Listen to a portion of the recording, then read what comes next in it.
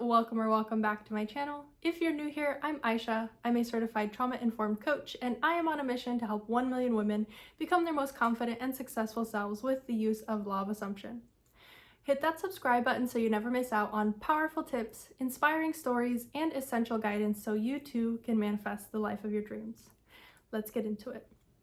Today I'm going to be talking about locus of control, and not locust like the bugs, but locus of control. It is a psychological principle where you can conceptualize the idea of something being out of your control, such as luck or fate or a god outside of you, versus an internal locus of control, which is believing that your mindset, your decision making, and your actions are impacting your life.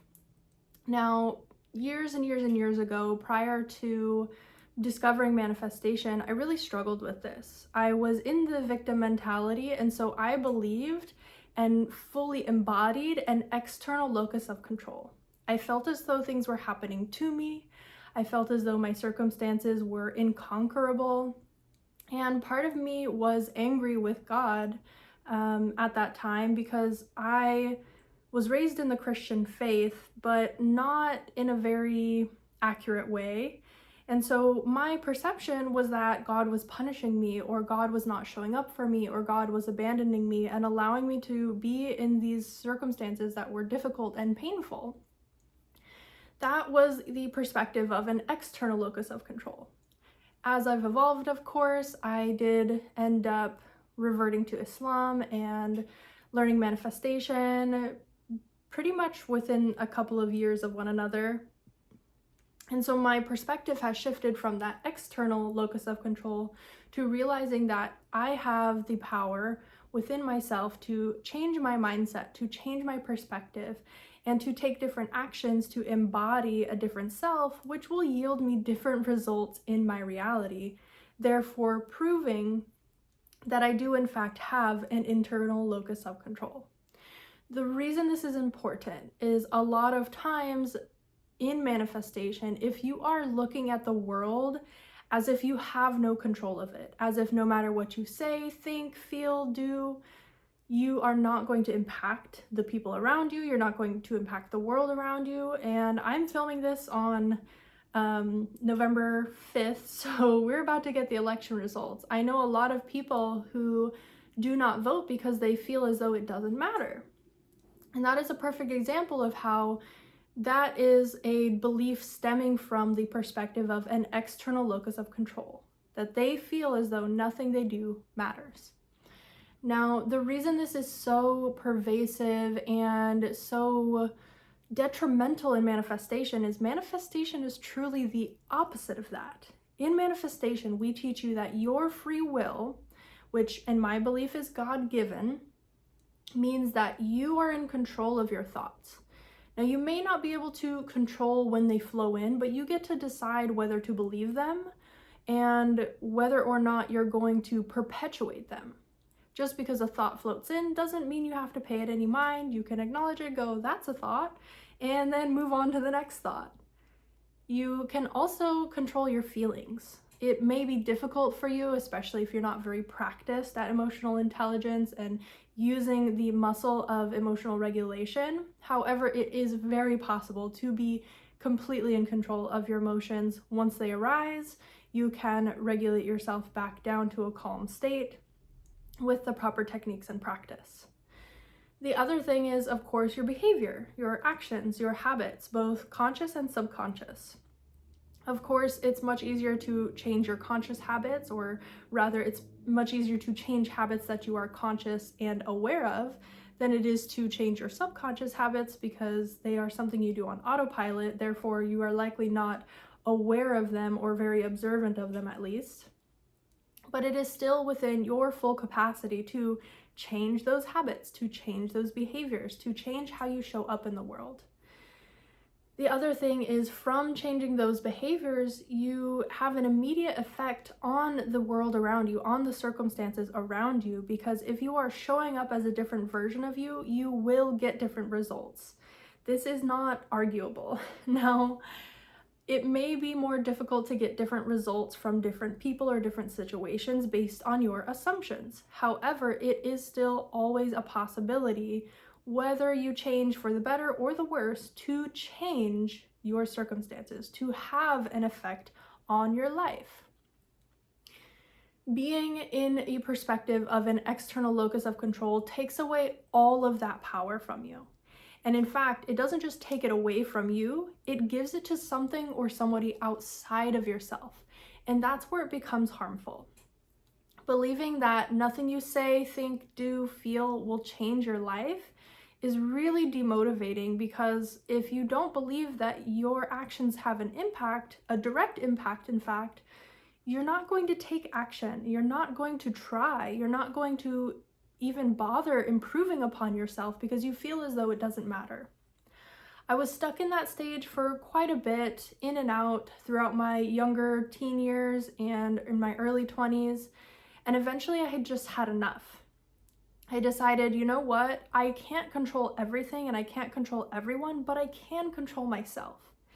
And if you can control yourself, you must be able to control your circumstances. If nothing else, you can remove yourself from circumstances.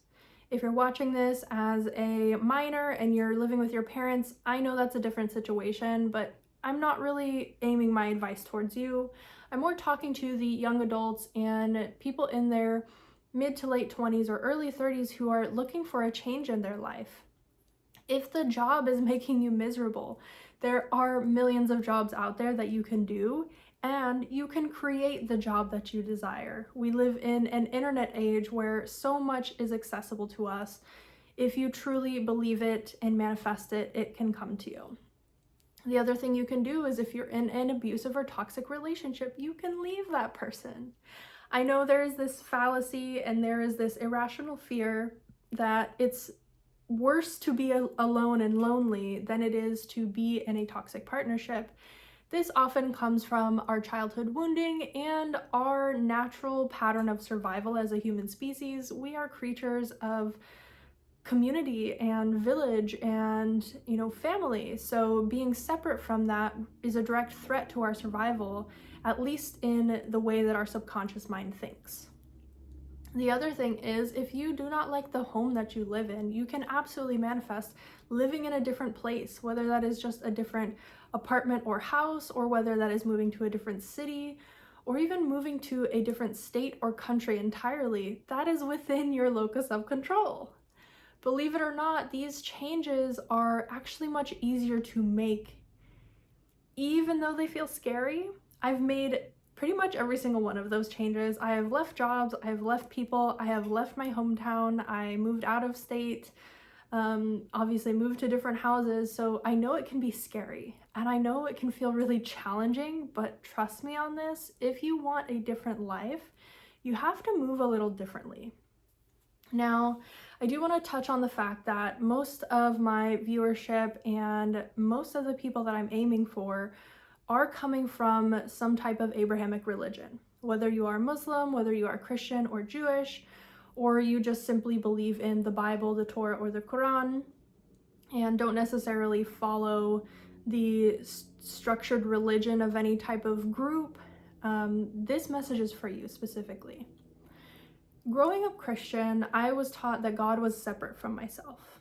I was taught that God was an entity outside of me, and I was also taught that our life is pretty much written for us, that we have no control, that the way that we think and feel and act doesn't matter.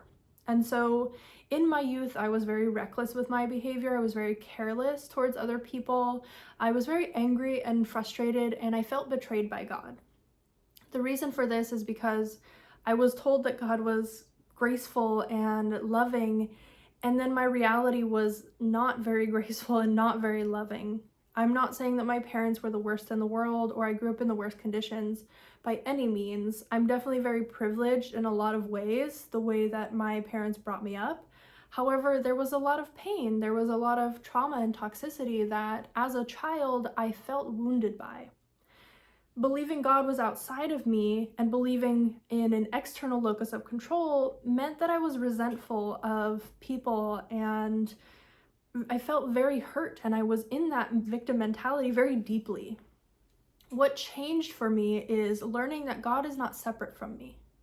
Learning that the very soul in my body is a piece of God. All of the energy in my cells are because of God's existence. God is oneness incarnate. God's oneness is, if you imagine the surface of a diamond, there are so many little facets on there, and every facet reflects and refracts light. And so when you shine a light through it, it beams in all different directions. It's sort of like that. God is the source, and we are all fractals of that light that are existing in our bodies as human beings. Whether you agree with that or not, this is only my belief and my perspective. But knowing that really gave me the power to realize God gave me free will. God gave me dominion over my life. I know manifestation can be kind of a taboo topic, especially in the Abrahamic religions, because of the nature of God and what many of you, I myself included, were taught about God. But when you think about it like this, I'm God of my reality. I'm God of this, right? This has been my responsibility since I was born. I'm responsible for taking care of this vessel. I'm responsible for nurturing my heart. I'm responsible for filling and feeding my soul. I am responsible for, hygiene and exercise and relationships. I'm responsible for every single thought and belief and assumption within my mind. I'm responsible for my perspectives, and those perspectives fuel my actions and my behaviors and my habits. And that's what I'm responsible of. I'm God of my reality, of myself, of me, just as much as you are God of you. You have been given dominion over your life, over your body, over your mindset, and therefore you have been given free will to manifest whatever type of life that you want to manifest. I do believe that there are some things in our book that are written for us. Of course, we're born with these bodies. There's only so much change we can do to them before they're no longer authentic to ourselves. I don't mean that you can't change your height. I've definitely manifested growing taller when I was younger. I stopped growing for a while and I said, nope, I really want to be this height, so I'm aiming for this height. It's much easier for most people to conceptualize weight changes, so we know that is pretty obvious. I've also seen people change their eye color or their hair color naturally. I personally grew up with very puffy, loose, wavy hair, and the older I've gotten, the more I've manifested having more ringlet curls and more of a tighter curl pattern. So I've seen the changes within myself. I know that physical change is a possibility. But beyond the physical vessel that we live in, we can also manifest every other thing in our existence. We manifest our relationships with other people. We manifest our relationship with ourselves, first and foremost. And that ripples out into our world. We manifest different jobs, different incomes. We manifest different homes and, the items in our homes that make us feel comfy and cozy and safe and create a familiarity for us. We manifest our wardrobes and how we express ourselves. We manifest our hobbies and our creations. Everything that is within your control is yours. It's yours to do what you will with. And that is the most empowering thing to realize, is when you shift to an internal locus of control, when you bring your power back to you, when you recognize that the circumstances and people around you, luck or fate or whatever you were taught about God being outside of you, is not really applicable here, you recognize that you have the power to create the life that you want. And if you're watching content like this, I know that that's what you want. You don't come to manifestation content and especially watch this deep into a video if you don't feel like manifestation is possible for you, if you don't feel like that's what you desire to experience. So let this be your confirmation. Let this be synchronicity for you. If you are hearing this message right now, it's time for you to claim the power that has been given to you. You have been given dominion over your life through free will. Free will is the exercise of your thoughts, beliefs, assumptions, your habits, your patterns of behavior, any action you take. You are in control of you, and that's your only job here. You don't have to worry about what other people are doing. You don't have to be so concerned with what's going on in the world. If you focus on you, you will be guided to the right places and spaces for you.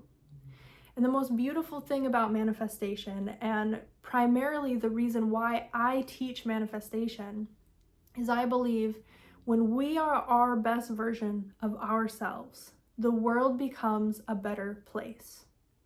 I know when I was my worst version of myself, I was not pleasant to be around.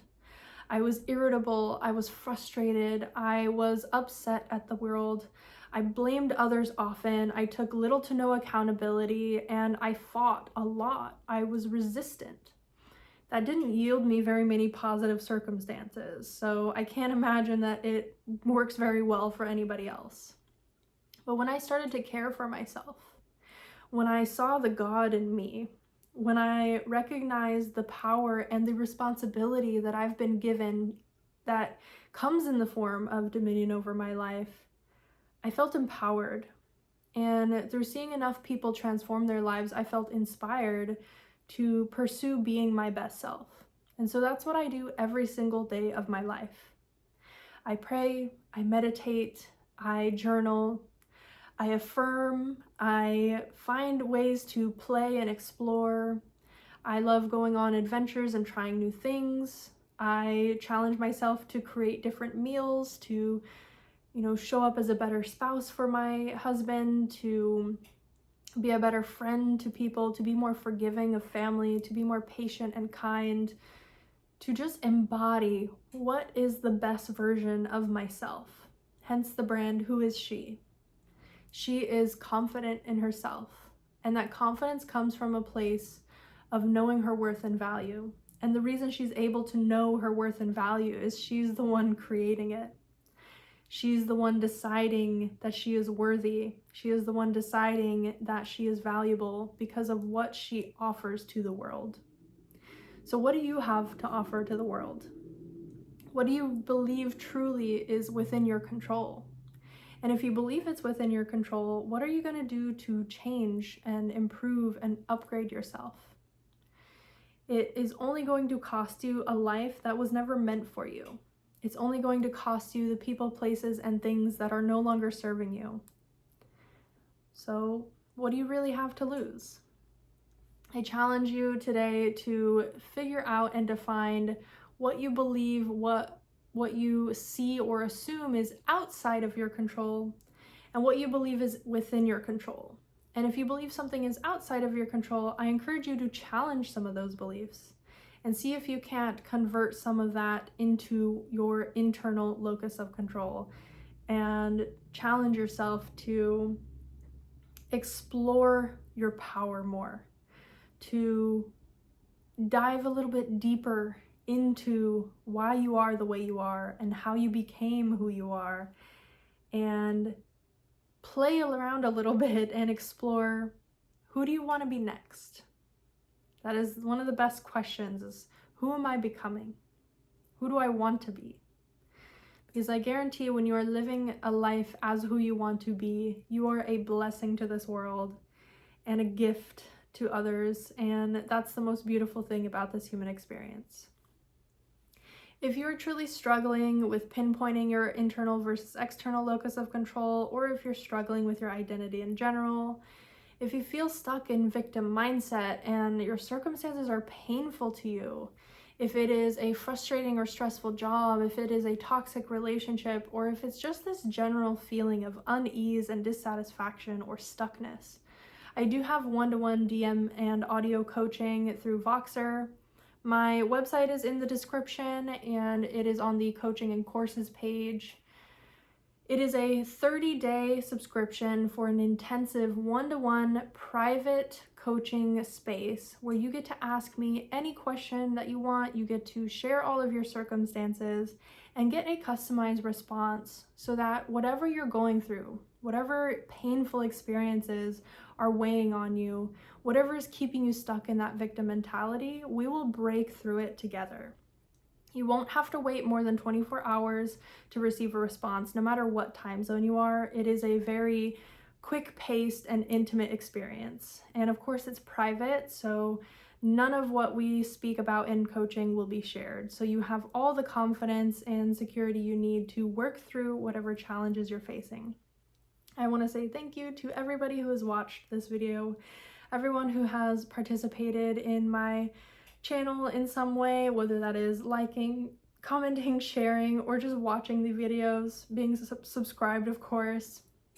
I really appreciate each and every one of you for taking the time to learn these lessons, because not only does it allow me to show up and do my passion, but it also gives me confidence that all of us together are making this world a better place, and that is my life's mission. So thank you again, and I will catch you in the next one.